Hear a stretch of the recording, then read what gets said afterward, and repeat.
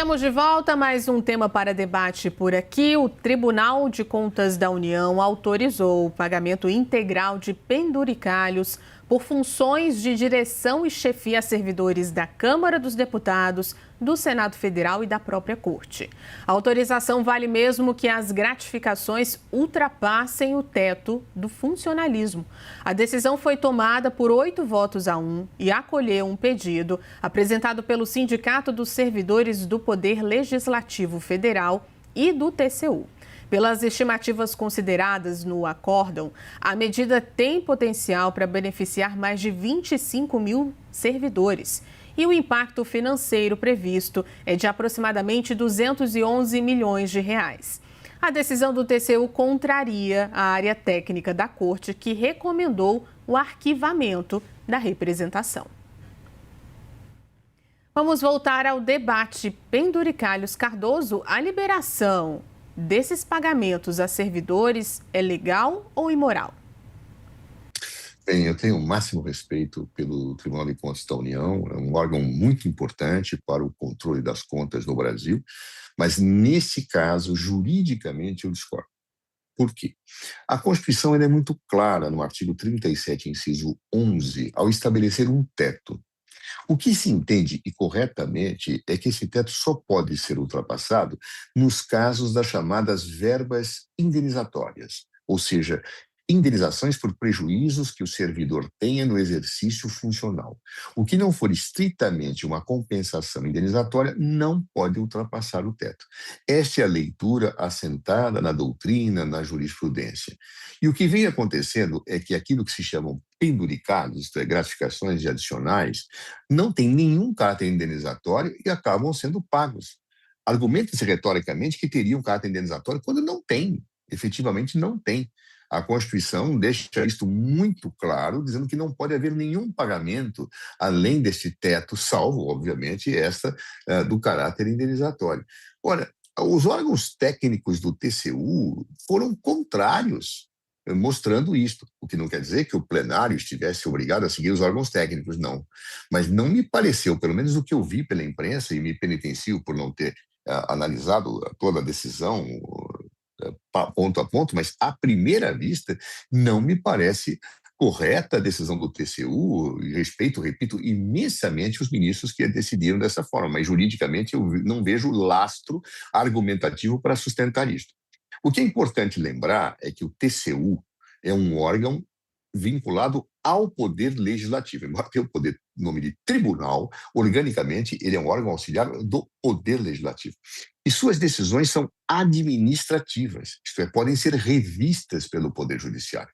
A meu ver, essa decisão do TCU pode ensejar a revisão do Poder Judiciário através de ações mais diversas, ou de iniciativas do Ministério Público, ou até mesmo através de ações que são chamadas de ações populares, que são ações judiciais propostas por qualquer cidadão, que pode dizer que o patrimônio público está sendo lesado por este pagamento. Então, portanto, eu acho que como o TCU não toma decisões indiscutíveis do ponto de vista daquilo que nós no direito chamamos de coisa julgada, houve o trânsito em julgado, isto é imutável, como essas decisões não têm este manto da intocabilidade jurídica, o judiciário certamente será chamado para discutir essa questão. Repito, ou porque o Ministério Público fará, ou porque cidadãos o farão, ou porque outras legitimados a fazerem o farão, levando a questão ao Poder Judiciário, que dará a última palavra. E, a meu ver, na minha leitura da Constituição, esta decisão do TCU pode não sobreviver, porque esses pagamentos estão à margem, estão colidindo com o texto da Constituição Federal, segundo me parece. Bortoleto concorda, a liberação legal ou imoral? Não é ou, Juliana, é ilegal e imoral. Porque, como bem já colocou aqui, José Eduardo Cardoso, não é naquela esfera que se discute o tema. Foi assim que os técnicos ponderaram e assim que o relator votou. Aliás, o voto 1 contra os 8 é do relator da matéria, que foi totalmente vencido em plenário na interpretação dos demais ministros na sua propositura. Ele disse desde o início, seguindo a orientação técnica, aqui não é o lugar de se discutir esse tipo de coisa. Então é ilegal. E ela é imoral, porque além de ir contra a Constituição, de acabar com o abate-teto, que é um recurso que sempre foi utilizado com todas as gratificações que estavam sendo entregues a profissionais que já estavam próximo do teto, ela faz com que a população que talvez tenha visto naquela propositura lá atrás do ministro Dino, que eu também comentei à época que não perduraria, porque da maneira que foi feito não tinha como perdurar, porque existiam direitos adquiridos e tudo mais, e não deveria ser versionado naquela forma, e sim tratado efetivamente no Congresso Nacional, teve a esperança de ver no Poder Judiciário e em outros a extinção de algo que é tão prejudicial e imoral. Só que o exemplo dado pelo Tribunal de Contas da União é muito ruim. Por mais que eu creia também que, através do Ministério Público, partidos políticos, ações populares, isso possa verdadeiramente ser revisto na esfera judicial, e com certeza o será. Não sei em quanto tempo, mas o será. O exemplo é muito ruim, porque aquele que cuida das contas, aquele que averigua, aquele que endossa, aprova ou rejeita, dá um péssimo exemplo à nação, fazendo com que uma ilegalidade e também uma imoralidade seja aceita como normal. A despeito do que dizem os técnicos, quero que seja feito aqui diferente da Constituição. Em tempos onde nós estamos precisando de bons exemplos, infelizmente, foi um desserviço o que o TCU apresentou à população brasileira nessa canetada. Mas eu tenho ainda um fio de esperança. Por quê?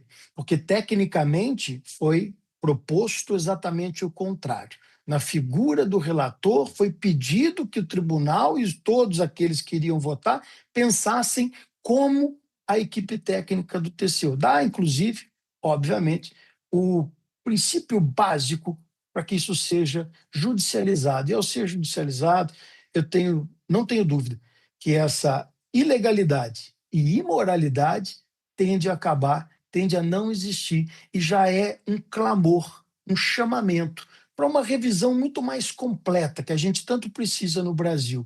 Não é só de penduricalhos que ficam atrapalhados e comprometidos os nossos orçamentos.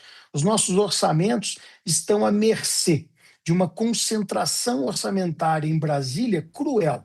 Cruel aos estados, cruel aos municípios, que deixa sobrecarregado o brasileiro pagador de impostos, seja ele empresário ou empregado. Nós estamos cansados de pagar não só penduricário, mas pagar tanto desserviço e tanta má utilização do poder que é dado em todas as esferas da nação.